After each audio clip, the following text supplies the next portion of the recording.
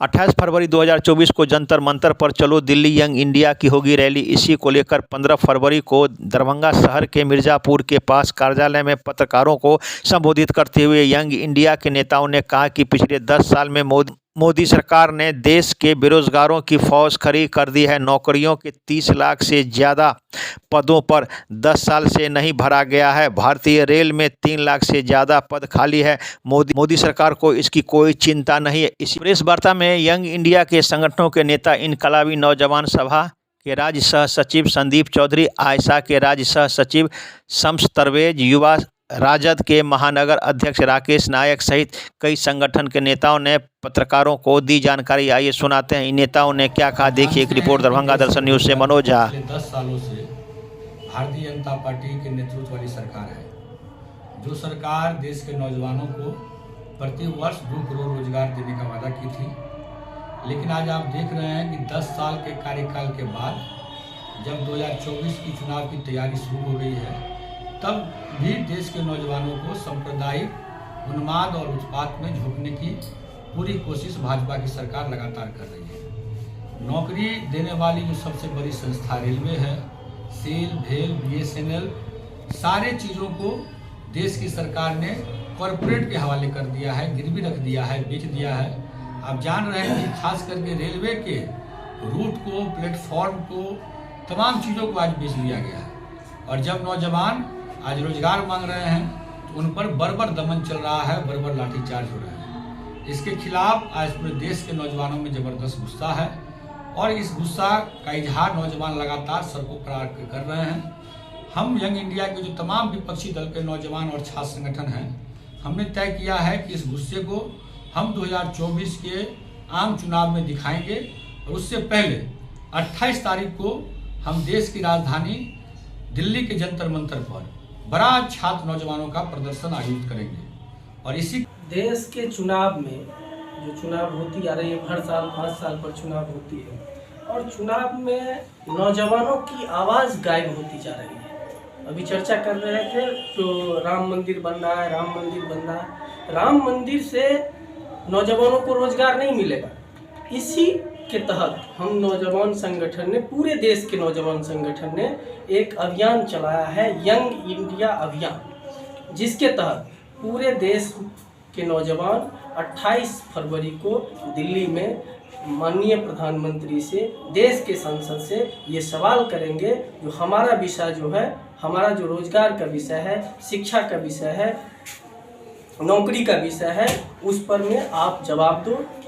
जिस तरह से शासन सत्ता से नौजवान छात्रों का जो मुख्य मुद्दा है वो गायब होते जा रहा है, उसी चीज़ को हम लोग लेकर आज सरकार के बीच में जाएंगे कि आगामी जो चुनाव है, आगामी जो आम चुनाव है, आप जानते हैं कि दुनिया का सबसे यंग देश, सबसे नौजवानों वाला देश भारत है, जिस देश के अंदर 2014 में देश के अंदर भाजपा और RSS ने कहा था कि 2 करोड़ रोजगार हम प्रतिवर्ष नौजवानों को देंगे। यह वादा करके जो सरकार सत्ता में आई और उसके बाद लगातार आप किसी भी सदन की बहस में चले जाइए, लोकसभा राज्यसभा के किसी भी बहस में छात्र नौजवान का कोई भी मुद्दा नहीं रहता है। तो निश्चित तौर पर आगामी जो आम चुनाव है उसमें हम सरकार से और विपक्षी पार्टियों के लोगों से भी अपील करेंगे यंग इंडिया के बैनर तले कि हमारे मुद्दा, हमारा जो रोजगार का मुद्दा है, हमारा जो नई शिक्षा नीति को वापस लेने का मुद्दा है, जिस तरह से लोग शिक्षा से मुखर होते जा रहे हैं, शिक्षा में बाजारीकरण को जिस तरह से सरकार ने हावी कर दिया है, जिस तरह से आम गरीब गुरबों के पहुंच से दूर शिक्षा होती जा रही है, इस पर अंकुश लगे। हर यंग इंडिया के बैनर के तले हम भारत के तमाम विपक्षी पार्टी के नौजवान संगठन के लोग, छात्र संगठन के लोग भारत में युवाओं की मांग को लेकर के सड़क पर उतरने का काम हम लोग कर रहे हैं। जिस तरीके से 2014 में सत्ता में ये जो बीजेपी की सरकार आई और तमाम वादों से मुकर करके सिर्फ अपने एजेंडे पे काम कर रही है, तो इनका एक और एक मात्र ध्येय है कि शासनकाल ये जितना लंबा करना चाहते हैं, लेकिन जनहित का सरोकार पूरा करना नहीं चाहते हैं, जिससे आम लोगों का सवाल जहाँ पे खत्म होता है, आम लोगों का जो निराकरण है, युवाओं को रोजगार मिलने की जहाँ तक बात होती है, आज इन सभी मुद्दाओं से कहीं ना कहीं सत्ता में बैठे लोग सभी युवाओं को भटका करके, जिस तरह से आज व्यवसायीकरण हो रहा है शिक्षा का, आज तमाम विश्वविद्यालयों में आप जाइए आप जो वहाँ की शिक्षा की जो स्थिति है और शिक्षा देने के एवज में जो पैसे का उगाही कर रहे हैं वहाँ पर बैठ करके, तो निश्चित रूप से जो आम गरीब किसान जिनके घर में जो है 200, 400, 500 का भी प्रत्येक दिन का आय नहीं है, वैसे लोग कहाँ से जो है शिक्षा का सृजन कर पाएंगे। उन्हीं तमाम विषयों को लेकर के हम लोग भारत के उस नौजवान के बीच में जाना चाह रहे हैं कि आज न कहीं अपने पद से दिग्भ्रमित हो रहे हैं। सबसे बड़ी बात है कि कोई भी बड़ा कार्य हो या छोटा कार्य हो, घर से ही प्रारंभ होता है।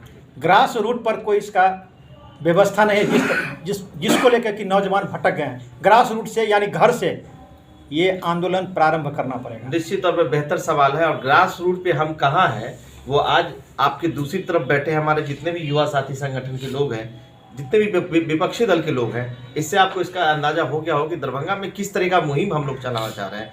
दरभंगा में किस प्रकार से हम लोग उस हरिजन हॉस्टल तक जाएंगे, उस विश्वविद्यालय तक जाएंगे। बहुत सारा प्राइवेट हॉस्टल है जहां छात्रों का जमावड़ा होता है, नौजवानों का जमावड़ा होता है, वैसे जगह जाएंगे। आज जो 7,000 8,000 के ऊपर जो पूरा दरभंगा खाक छानने का काम करते हैं, डिलीवरी बॉय का काम करते हैं, ऐसे युवाओं के बीच में जाएंगे और निश्चित तौर पे हम लोग अपने सवाल को और सत्ता से जो हमारे मन में सवाल है, उनका जो सवाल है, उनके सवाल को आगे ला करके हम लोग एक प्लेटफॉर्म देने का काम कर रहे हैं। सभी युवाओं में इतनी क्षमता, इतनी दक्षता नहीं होती है कि वो आगे आकर के राजनीतिक विषय पर राजनीतिक करने वाले लोगों से सवाल करें। तो वैसे युवाओं को हम लोग एक प्लेटफॉर्म देने जा रहे हैं, एक जगह, एक स्थान देने जा रहे हैं, जहाँ पे जाकर के अपनी मांग को हम लोगों के समक्ष रख करके सत्ता से पूछे।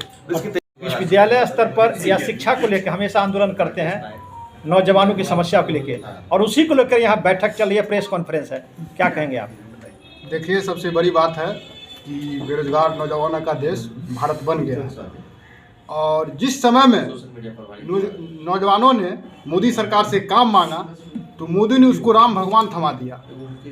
लेकिन उसी दौर में जहां हम बिहार की बात कर रहे हैं, बिहार में महागठबंधन की सरकार थी, तो 17 महीना के अंदर रोजगार का पूरा सृजन हो गया। जो 17 साल में नहीं हुआ था वो 17 महीना में बिहार रोजगार दे दिया। 17 महीना में 2 लाख से ऊपर वैकेंसी आ गया, उसका बहाली हो गया। अभी उसी का पूरा प्रक्रिया चल रहा है। तो निश्चित तौर पर जो मोदी सरकार नौजवानों को राम के नाम पर, भगवान के नाम पर भटकाने की कोशिश कर रही है, ये बहुत शर्मनाक हरकत है। जब तक नौजवान के पेट में अन्न नहीं रहेगा तो राम कैसे बोलेंगे?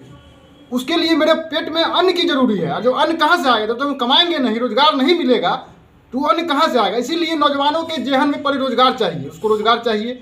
और जब रोजगार रहेगा तब आस्था अपनी चीज़, आस्था घर की चीज़ है। आस्था हम लोग खूब घर में खूब पूजा पाठ करते हैं, लेकिन आस्था को बाहर धार्मिक स्थल, धार्मिक उन्माद में उसकी जगह नहीं होनी चाहिए।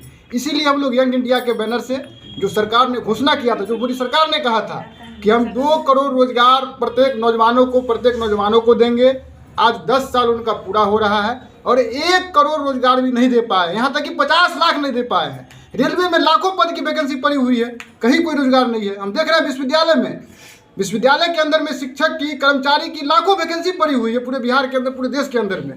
लेकिन आप देखिएगा वैकेंसी करने के बदले वो महाविद्यालय को ख़त्म किया जा रहा है। नई शिक्षा नीति, जिस समय पूरा देश कोरोना में जूझ रहा था, लोग ऑक्सीजन अस्पताल खोज रहे थे, उस समय मोदी सरकार आपदा में अवसर खोजने की काम किया है और अवसर में आकर के वो नई शिक्षा नीति को ले आया सामने, जहां एक तरफ पूरे देश में जितना शिक्षा व्यवस्था है सबको निजीकरण करने का खेल चल रहा है। तो ऐसी दौर में समय आ गया है, क्योंकि हम लोग 5 साल में सिर्फ 1 वोट के मालिक हम लोग हैं, देश के नौजवान।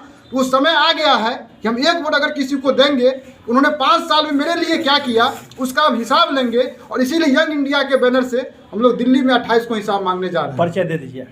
प्रिंस राज, राज्य कमेटी के सदस्य आयशा।